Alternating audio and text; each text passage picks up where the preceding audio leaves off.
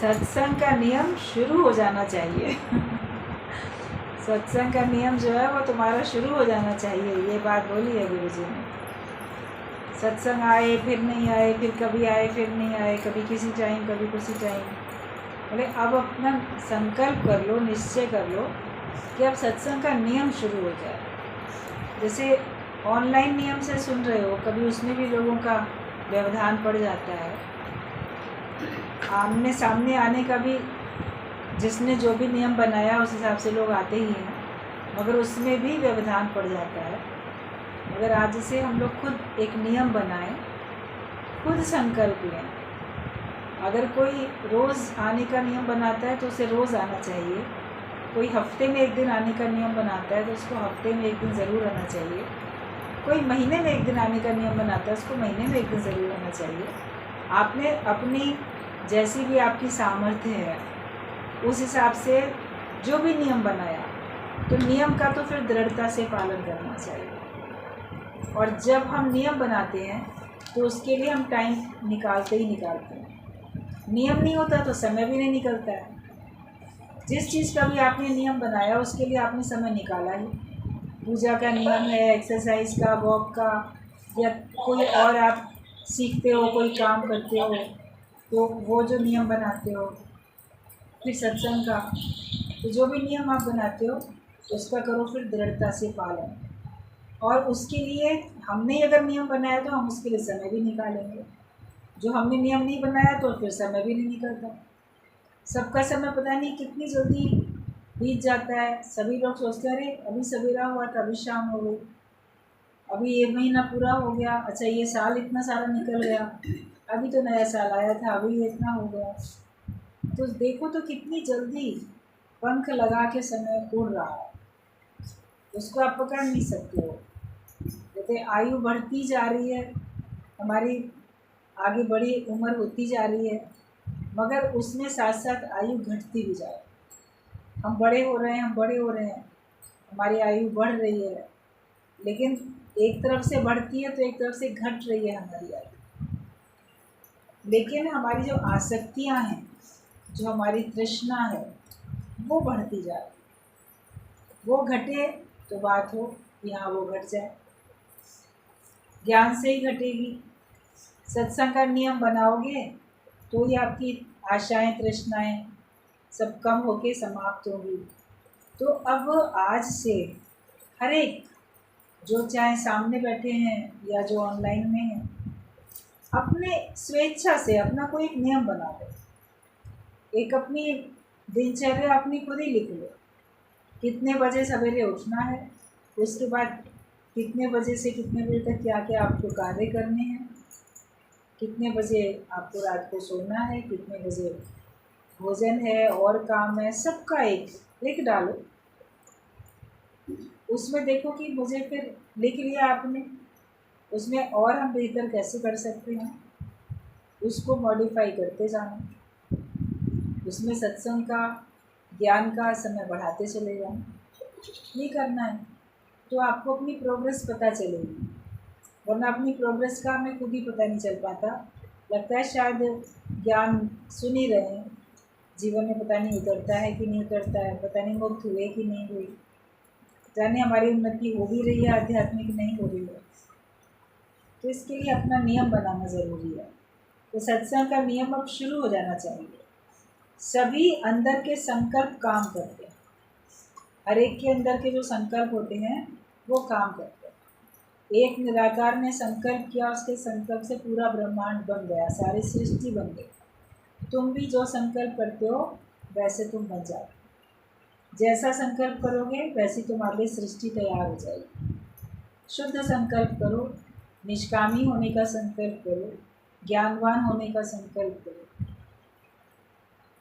आप संकल्प तो करो। संकल्प करने के लिए किसी ने पहरा थोड़ी लगा के रखा है। आपके शरीर को कोई बंधन में ला सकता है, आपके विचार थोड़ी ना कोई बांध सकता है कि तुम्हें मेरे से बिना पूछे ये विचार भी नहीं लाना है, मेरे से बिना पूछे ये संकल्प भी नहीं करना है। उसके लिए तो आप टोटल फ्री हो, एकदम स्वतंत्र हो। तो जैसा तुम अपने लिए ठान लोगे, जैसा संकल्प करोगे, निराकार परमात्मा उसकी मदद करेगा। और सारी प्रकृति आपको संकल्प को पूरा करने के लिए सहायता करेगी, लेकिन शुद्ध संकल्प तो अपनाने करनी चाहिए। और सभी के अंदर के संकल्प काम करते हैं, ये नहीं केवल गुरु का संकल्प काम करता है, उसका तो करता ही है, लेकिन आपके अंदर भी तो भगवान विराजमान है, आपके अंदर भी तो गुरु विराजमान है, आप भी तो भगवान के भक्त हो, ज्ञानवान हो, तो आप भी जैसा संकल्प करोगे वैसा ज़रूर पूरा होता है। गुरु करे आप समान, दादा भगवान ने एक एक को जीवन मुक्त बनाया है, हर एक में उन्हीं की आवाज़ गूंज रही है, इसलिए वो आज भी हैं। ये नहीं सोचो कि आज शरीर रूप में दादा भगवान नहीं है, या गीता भगवान नहीं है, या प्रबला भगवान नहीं है, वो आज भी हैं, क्योंकि हर एक के अंदर वो विद्यमान है और हर एक के मुख से वाणी उन्हीं की ही गूंज रही है, वो ही बोल रहे हैं। जिसने अपने आप को मिटा दिया, गुम कर दिया, पूरी तरह से भगवान को सौंप दिया अपना जीवन, तो फिर उसका सारा भार भगवान ने उठा लिया, वो यूज़फुल हैंडल बन गया। अब वो जब यूज़फुल हैंडल बना है तो भगवान उससे कार्य लेगा, वो कार्य करने वाला भगवान है और उसके द्वारा हो रहा है। तो ये सोचो कि भगवान ही सर्वत्र है, और ये नहीं सोचो कि आज नहीं है संत, गुरु नहीं है, उन्हीं की आवाज़ हर जगह गूंज रही है, और गुरु ने एक एक को जीवन मुक्त बनाया और सब तरफ उसी की वाणी है, इसलिए वो आज भी है। हम ये नहीं कह सकते कि आज नहीं है, जैसे भगवान के लिए हम नहीं कह सकते कि आज भगवान नहीं है। त्रेता युग में आए थे राम के रूप में, फिर ऐसे ऐसे कार्य किया, फिर इस तरह से लीला अपनी समेट ली, तब थे अब नहीं है। ऐसा तो कोई सोच भी नहीं सकता, बोल भी नहीं सकता, सोच भी नहीं सकता कि भगवान आज नहीं है, या कृष्ण द्वापर में आए थे ये सब कार्य करके कोई लीला समेट ली तो आज नहीं है। वो सर्वत्र हैं और आज भी मौजूद है, ये आप सबको पक्का विश्वास है। तो संत भी उन्हीं का रूप होते हैं, गुरु भी उन्हीं का ही रूप होते हैं, तो वो अपनी वाणी के रूप में हमेशा हमारे साथ होते हैं, और उनका संकल्प आज भी हमारा काम करता रहता है। पीछे होके बैठो तुम तो संत अपनी खुशबू सब तरफ फैला के जाते हैं, जो सच्चे संत हैं वो अपनी खुशबू फैला के जाते हैं। आज याद तो राम को भी किया जाता है, तो रावण को भी याद किया जाता है, पर दोनों के भावों में कितना अंतर है। रावण की फोटो कोई भी अपने पूजा घर में नहीं लगाना चाहेगा। लगाइए किसी ने रावण की फोटो आज दिन तक, कंस की, रावण की, राम भगवान की तो ज़रूर लगा ली होगी अपने पूजा घर में, कृष्ण भगवान की लगा ली होगी, तो कंस की तो नहीं लगा ली होगी, उसी युग में वो भी आया था।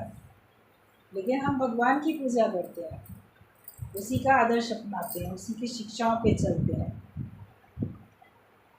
तो जो हमारे जीवन में चारों ओर सुगंध को फैलाए, उसी का आदर्श हम देखते हैं, जिससे हमको सुख मिलता है, जो जीवन में हमारे प्रेम की सुगंध फैला देता है, उसी को हम याद भी करते हैं, उसको याद करके खुश भी होते हैं। तो हमारे जीवन से भी सुगंध चारों ओर फैलनी चाहिए। जैसे गुरु के जीवन की सुगंध फैली, वो हमको महसूस होती है, उसका ज्ञान, उसका प्रेम, उससे आज भी आपका जीवन बन रहा है, आप अपना मार्ग देख पाते हो, उस पर चल रहे हो, तो आपके द्वारा भी वही ज्ञान, वही प्रेम सर्वत्र फैलना चाहिए। तो हमारे जीवन की सुगंध भी चारों ओर फैले, जैसे गुरु के जीवन की फैली, अवतारों के जीवन की सुगंध फैली, तो हमारी भी फैलनी चाहिए। संकल्प करें, गुरु के पद चिन्हों पर चलकर ही जीवन सफल हो सकता है। अगर आप गुरु के पद चिन्हों पर चलेंगे, उसके बताए रास्ते पे चलेंगे, तभी आपका जीवन सफल है। सफल हुआ है उन्हीं का जीवन जो तेरे चरणों में आ चुके, जो भगवान की शरण में चले गए, उन्हीं का जीवन सफल है। आप तो सोचोगे जिसने बहुत पैसा कमा लिया ना, बड़ा सफल व्यक्ति है, जिसका बड़ा नाम यश फैला हुआ है, माया में, वो बड़ा सफल व्यक्ति है।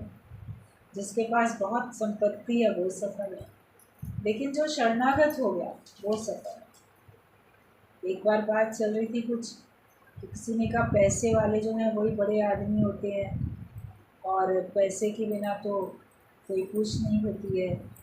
पैसा जिसके पास है सब उसकी इज्जत करते हैं। ऐसे लोगों के मन में आता है, जब कोई नया नया सत्संग में आता है तो वो ये अंदर से पहले से ही धारणा बना चुका था कि पैसा ही सब कुछ है। और फिर जब ज्ञान में आता है तो कभी कोई टॉपिक चलता है तो लोग अपना अपना विचार रखते हैं। ऐसा किसी ने विचार रखा, तब गुरुजी ने बड़ा अच्छा जवाब दिया था। बोले ठीक है, तुम्हारा मन ये कहता है कि पैसे वाले की बड़ी इज्जत होती है, तो पैसा तो एक चोर के पास भी है, एक डाकू के पास भी है, एक स्मगलर के पास भी है, पापी के पास भी है, एक वैश्या के पास भी बहुत पैसा है। तो क्या उन लोगों की इज्जत है? उनको महान बोला जाएगा? उनको कोई भी महान नहीं बोलेगा, उनकी कोई इज्जत नहीं है, भले पैसा कितना भी है। उनके जैसा कोई बनना नहीं चाहेंगे। तो पैसे से महान नहीं होता व्यक्ति, अपने अच्छे विचार रखता है, उस अच्छे कर्म करता है, उससे महान होता है। हम पैसा ले लें फिर हम बड़े आदमी बने और महान बने, ये नहीं सोचो। हम इतना ज्ञान का धन इकट्ठा करें, ज्ञानवान बने, तो जो आपको महानता मिलेगी वो सच्ची महानता होगी। गुरु हमारे जो गलतफहमियाँ थी हमारे अंदर में, उनको दूर करता है, हमारे अज्ञान को दूर करता है, संशय भ्रम दूर कर देता है, और फिर आप निश्चयात्मक बुद्धि में आ जाते हो, ज्ञान के हिसाब से अपना जीवन बना लेते हो। तो जैसे भगवान सर्वत्र है आज भी, आपका भी आदर्श ऐसा हो जाए। भी संत तो आप समान करते हैं, तो जब संत आप समान बना देते हैं तो आपका भी आदर्श सारा संसार देखता है। आपका अच्छा व्यवहार सब तरफ देखा जाता है। फ़ोटो खींचने में तो आप मुस्कुराओगे, मतलब पहले अच्छे से ड्रेसअप हो जाएं, तैयार हो जाएं, स्माइलिंग फेस हो जाए, फिर फ़ोटो खींचे। तो भगवान तो हर पल आपकी फ़ोटो खींच रहे, तो आपका चित्र भगवान तक पहुंच रहा है। और सिर्फ चित्र नहीं, आपका चरित्र भी पहुंच रहा है। तो तुम्हारे चरित्र से इत्र की खुशबू आए, मतलब कि सबको पसंद आए, वो चरित्र अच्छा है। कहीं पे सुगंध फैलती है तो अच्छा लगता है, वहाँ लोग बैठना पसंद करते हैं। और जहाँ दुर्गंध फैली हो वहाँ से जितनी जल्दी हो सके दूर निकल जाएं, सब ये सोचते हैं। रास्ते में कहीं कूड़े का ढेर पड़ा हो, कोई पशु मरा पड़ा हो, बदबू हो चारों तरफ, वहाँ क्या कोई आराम से बैठना चाहेगा? बोले कि जल्दी यहाँ से दूर जाए। तो तुम्हारे कर्मों से, तुम्हारे व्यवहार से, स्वभाव से अगर कोई दुर्गंध आती है, मतलब बुराई है, तो कोई भी आपको पसंद नहीं करेगा। इसके लिए अपने आप को चरित्रवान बनना है। आपके ज्ञान की सुगंध, प्रेम की सुगंध फैले, आपकी अच्छाइयों की सुगंध सब तरफ फैलनी चाहिए। तो वो तो तब होता है जब हम गुरु के पद चिन्हों पे चलते हैं, जैसा गुरु ने रास्ता बना दिया उस पे चलते हैं। कल सत्संग में एक बात चली कि खुश रहने का नुस्खा क्या है, तो उसमें बताया सबसे पहले ज़रूरी में ज़रूरी बात ये है कि 2 कप लबालब भरे हुए धीरज के होने चाहिए। जैसे मान लो आप कोई रेसिपी, कोई चीज़ बनाते हो, अभी मान लो आप केक बनाते हो, मैदा की बनेगी, तो सबसे अधिक मैदा पड़ेगी ना उसमें, चीनी कम पड़ेगी और चीज़ें, दूध कम पड़ेगा, या जो भी कुछ उसमें डाला जाता है वो कम पड़ेगा। आपको कोई पराठा बनाना है तो सबसे ज़्यादा आटा ही तो लोगे ना, और वो किस चीज़ का बनाना है, आलू का या मूली का या जिस चीज़ का, तो वो कम होगी, आटा अधिक होगा, नमक कम होगा उसमें, जो भी आप डालना चाहते हो वो चीज़ें कम होंगी। लेकिन मेन चीज़ जो होगी वो, अगर आप पराठा बनाते हो किसी चीज़ का, तो आटा आपके पास ज़्यादा होना चाहिए। तो प्रसन्न रहने के लिए सबसे अधिक क्या चीज़ होनी चाहिए? होनी बहुत सारी चीज़ें चाहिए, मगर उसमें सबसे अधिक चीज़ आपके अंदर में धीरज होना चाहिए। अगर आप अधीरज होके बैठोगे तो फिर आप प्रसन्न नहीं रह सकते। जो व्यक्ति हर समय अधीरज रहता है, किसी बात में उसको धैर्य ही नहीं, तो वो परेशान रहेगा, व्याकुल रहेगा, उसकी प्रसन्नता उससे दूर उसको नज़र आएगी। लेकिन सब्र संतोष करके बैठे, धैर्य में रहे, धीरज में रहे, तो वो अपने आप को सुखी व्यक्ति महसूस करेगा, अपने आप को प्रसन्न महसूस करेगा। जिसके पास धीरज नहीं है वो खुश भी नहीं रह सकता। तो खुश रहने का जो नुस्खा है, तो उसमें जैसे कि 2 कप लबालब भरे हुए धीरज होना चाहिए। तो हर बात के लिए धीरज ज़रूरी है। अगर आपके अंदर में धीरज है तो आपको खुशी मिलेगी। माली सींचे 100 घड़ा, ऋतु आए फल होए। बीज को भी बो करके धीरज के साथ छोड़ देना पड़ता है। माली तो रोज़ उसमें पानी डालेगा, पौधा निकला, पानी रोज़ पड़ रहा है, लेकिन जब सीज़न आएगा तो फल तो तभी निकलेगा ना, सीज़न आएगा फूल तभी निकलेगा। ये नहीं कि हम आज पानी डालते हैं, कल डालते हैं, परसों उसमें फल क्यों नहीं लग जाते। हर एक का अपना सीज़न होता है। आम के मौसम में आम आते हैं, अमरूद के मौसम में जो भी फल हैं, जिस मौसम में जो सब्जियां हैं, तो उनको बो तो देते हैं पहले से ही, लेकिन वो कितने समय के बाद में फल देती हैं उनकी प्रकृति को निर्भर करता है। कहीं से किसी चीज़ का आपको जल्दी भी रिज़ल्ट मिलता है, कहीं पे देर से मिलता है, लेकिन हमें संभाल तो करनी पड़ती है उसकी। ये थोड़ी अभी फल नहीं निकल रहा तो अभी ध्यान ही ना दें। हमें तो पूरे साल 12 महीने या जितने दिन का भी वो है, उस पर हमको ध्यान देना ही पड़ता है। तो धीरज से हमको छोड़ देना पड़ता है।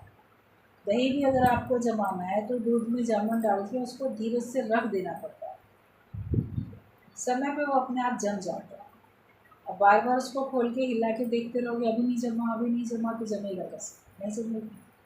जैसे उसको मैं धीरज से रख देना पड़ता है, ऐसे ज्ञान सुन के अपने जीवन में धैर्य धारण कर लेना पड़ता है। ये उतावले अधीरज मत हो जाओ कि अभी भी मुक्ति का आनंद नहीं मिलता, अभी भी मुक्त नहीं हुए, अभी जीवन मुक्ति का आनंद नहीं मिलता, अभी जीवन ऐसा नहीं बन जाएगा। जब आप धीरज के साथ हो तो आपको सब बनता चला जाएगा। तो आप धैर्य तो रखो। मनुष्य परेशान हो जाता है। जैसे छोटा बच्चा होता है ना, उसको उतावलापन बहुत होता है।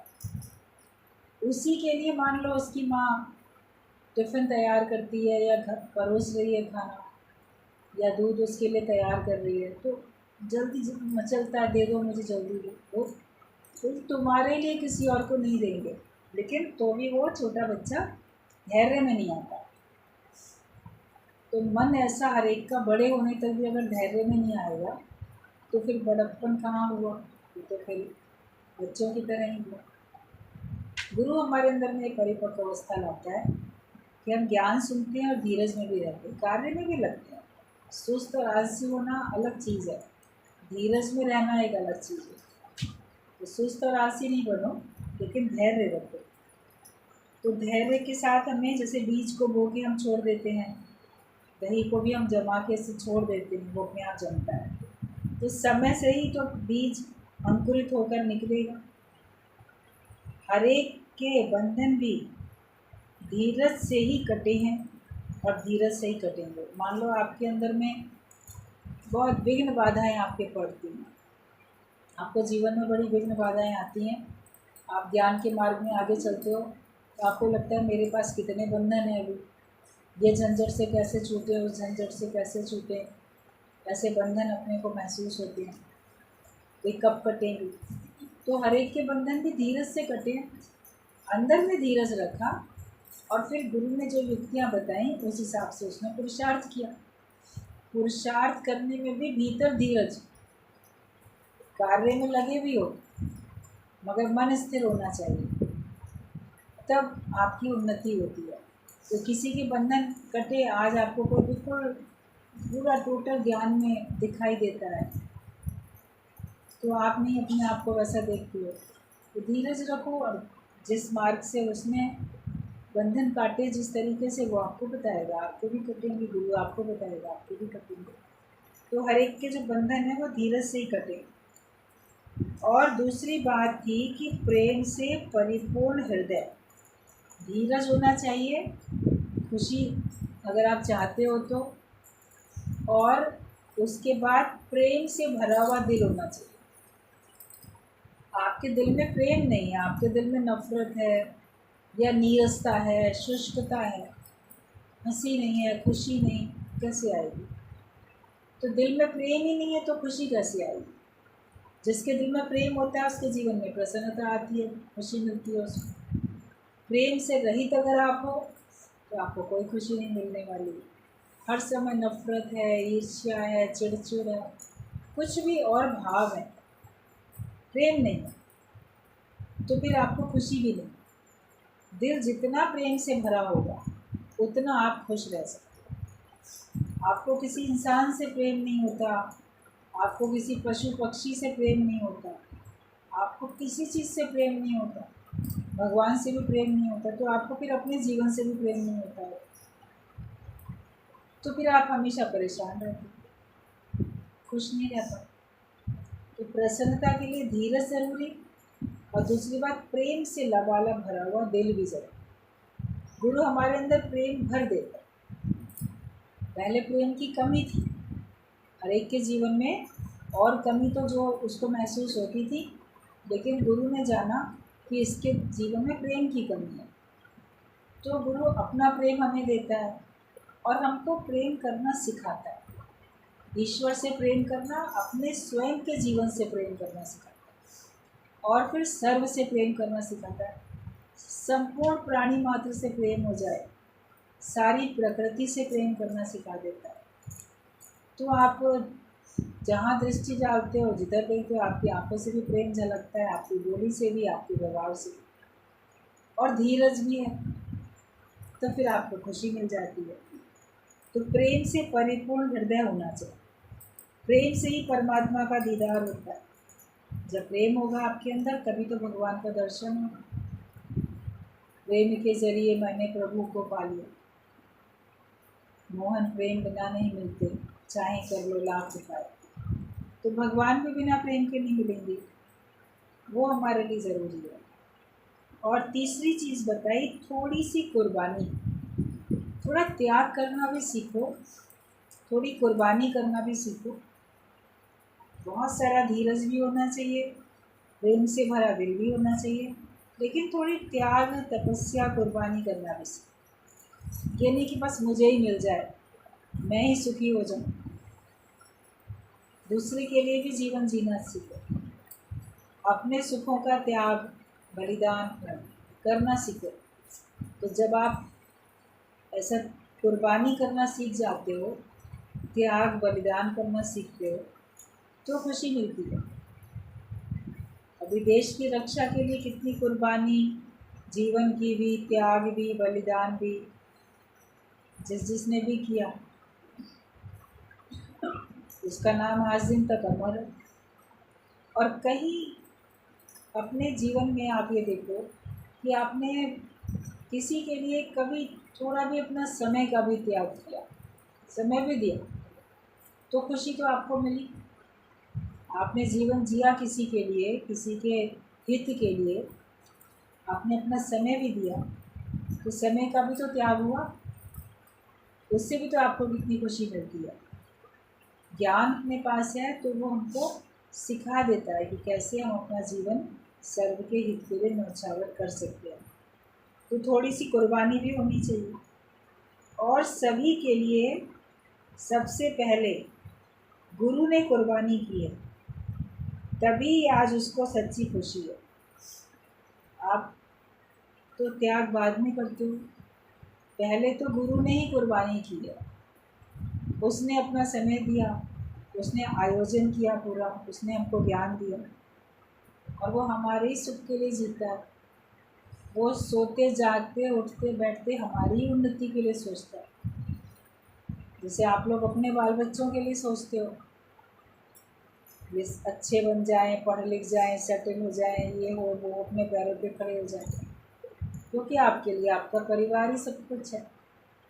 लेकिन गुरु के लिए जो साध संगत है, जो भी ज्ञान सुनने आते हैं गुरु का, वो सारा परिवार है।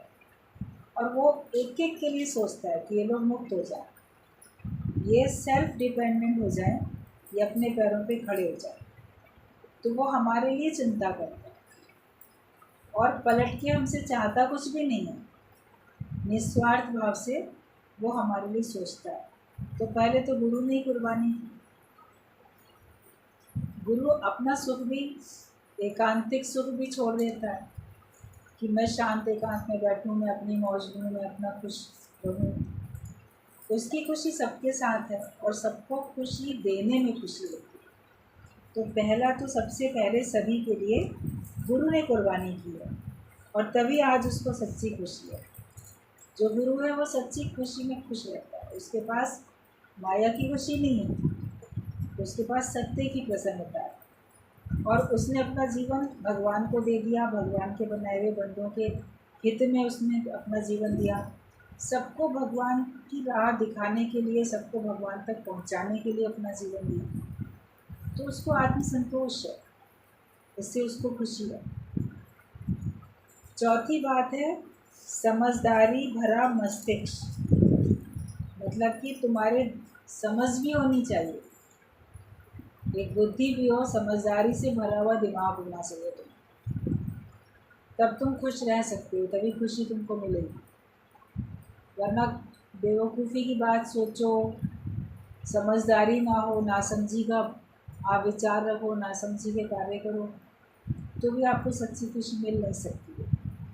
तो ये समझ भी हमको क्या करना चाहिए, क्या नहीं करना चाहिए, ये भी तो हमको गुरु देता है। आज जो जो चीज़ें इसमें बताई जा रही हैं कि खुशी को हासिल करने के लिए, सुख को हासिल करने के लिए तुम्हारे पास क्या क्या होना चाहिए, ये देखो, ये सब चीज़ें हमको उपलब्ध कौन करा रहा है, ये सारी चीज़ें हमको दे कौन रहा है। सत्संग में आके ज्ञान से ही तो हमको ये सब चीज़ें मिलती हैं।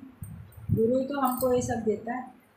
बिना गुरु के, बिना गुरु का ज्ञान सुने, बिना गुरु की शरण में आए धीरज भी नहीं था, प्रेम से भरा हुआ दिल भी नहीं था, दूसरे के लिए कुर्बानी करनी भी नहीं आती थी। अरे बस अपने लिए करेंगे, औरों के लिए, औरों का काम क्यों करें, अपना कर लिया काफ़ी है, दूसरा अपना काम खुद करे। तो हम सबके लिए कर सकते हैं। तो ये सारी समझ और समझदारी भी है, क्या करना चाहिए, कब कैसे क्या करना चाहिए। ये नहीं किसी की बातों में आके आप ऐसा काम करो जिससे आपका नुकसान हो जाए। तो समझदारी भी तो हमको फिर गुरु से मिली। जो अकल, जो समझ आप ज्ञान में आने के बाद आपको मिली है, लगेगा अब हम सचमुच में बुद्धिमान बने हैं। पहले अकल थी मगर इतनी अकल नहीं थी, इतने अकलमंद नहीं थे आप लोग, कोई भी नहीं था। लेकिन सही समझ हमको गुरु के ज्ञान के बाद ही मिलती है।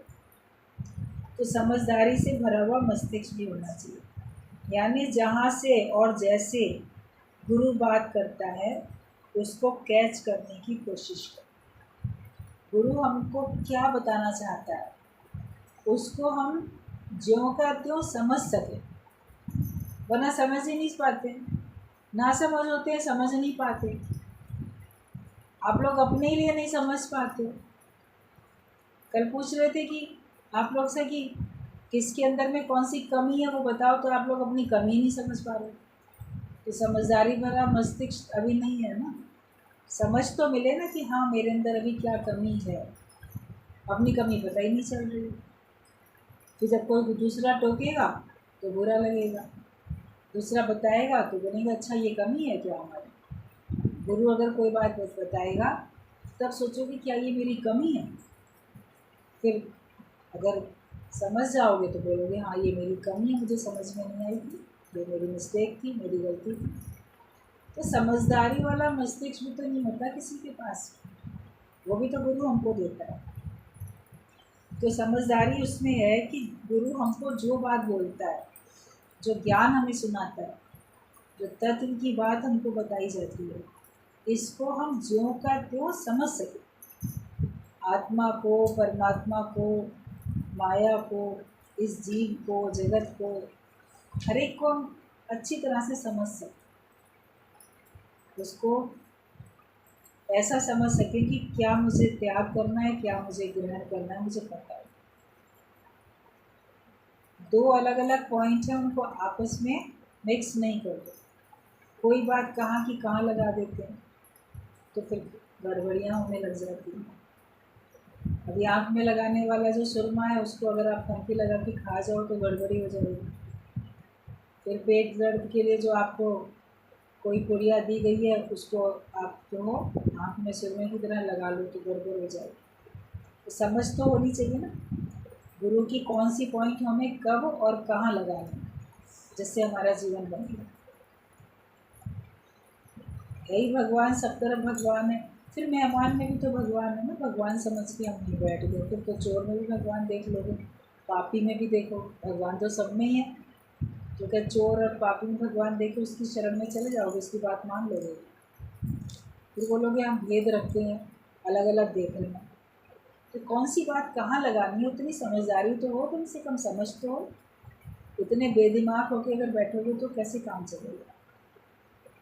तो ये हो कि जो गुरु बात बोलता है वो कहाँ से बोल रहा है, किस एंगल से हमको समझाना चाहता है, उसका पॉइंट ऑफ व्यू हम ज्यों करते हो कैच कर सके, समझ सके। ये समझदारी वाला मस्तिष्क हमारा होगा तो हमको खुशी मिलेगी। और तभी आप खुश भी रह सकते हो कि जहाँ से और जैसे गुरु बात करता है उसको कैच करने की कोशिश करो। पांचवी बात है, दोनों हाथ उदारता से भरे हुए। मतलब तुम्हारे दोनों हाथों से उदारता से, जैसे सेवा भी दे सको उदारता से, कंजूसी से नहीं। हाथों से जो भी कार्य हो, सेवा हो, वो बड़े खुले दिल से होनी चाहिए। सोच सोच के और कंजूसी से नहीं, इतना करेंगे इतना नहीं करेंगे। तो तुम्हारे जैसे खुले दिल से आप सेवा कर सको, जिस प्रकार की भी आपसे आपके द्वारा सेवा होती है तो आपको बहुत उदारता के साथ, और आपके अंदर हो करुणा, मन में करुणा का भाव होना चाहिए। करुणा होती है किसी के कष्ट को देख के दूर करने की भावना, और इस तरह से भावना कि जैसे वो कष्ट दूसरे पे नहीं है, मेरे पे है, मैं अपने लिए कर रहा हूँ। उसका कष्ट उसका नहीं, मेरा है, और मैंने किया तो फिर कोई एहसान भी नहीं किया। आपने अपना दुख दूर किया तो अपने ऊपर एहसान थोड़ी ना किया। तो किसी और की आपने मदद की, उसका कष्ट दूर किया तो उसके ऊपर एहसान नहीं किया। सर्वत्र अपना आप देख के दूसरे के कष्ट के निवारण के लिए जो भी कार्य आपसे होता है वो करुणा के भाव से ही होता है, वही कहा जाता है। तो वो करुणा वाला भाव हमारे अंदर होना चाहिए। और इन सारी चीज़ों को नम्रता के चम्मच से घुमाना चाहिए। मतलब कि धीरज भी, प्रेम भी, त्याग, तपस्या, कुर्बानी, समझदारी, उदारता, ये सब जो भी कुछ है, इन सब में नम्रता हो, अहंकार नहीं हो। वरना मनुष्य को बड़ी जल्दी अहंकार आता है, मैं ना कितना धीरज में रहता हूँ, मेरे अंदर ना सबके लिए कितना प्रेम है, देखो मैं सबके लिए कितना त्याग करता हूँ, मैं तो खुले हाथों से लुटाता हूँ।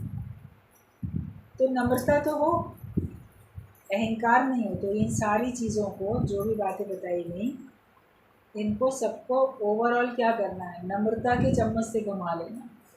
मतलब कि इन सब के ऊपर नम्रता आपको लपेट लेनी है, नम्रता से इन सबको मिक्स कर देना, अहंकार से नहीं। जो भी कार्य हो नम्रता के भाव से, और यानी सभी को प्यार व एकता में हम नम्रता के द्वारा ही बांध सकते हैं। जैसे कई सारी चीज़ें आपने एक बर्तन में डाली हैं तो उसको एक चम्मच से मिक्स कर देते हो ना, तो नम्रता से आप सबके जीवन में ये सारी चीज़ें भर सकते हैं, अपने जीवन में भी और सबके जीवन में। कि प्यार व एकता में हम नम्रता के द्वारा ही बांध सकते हैं।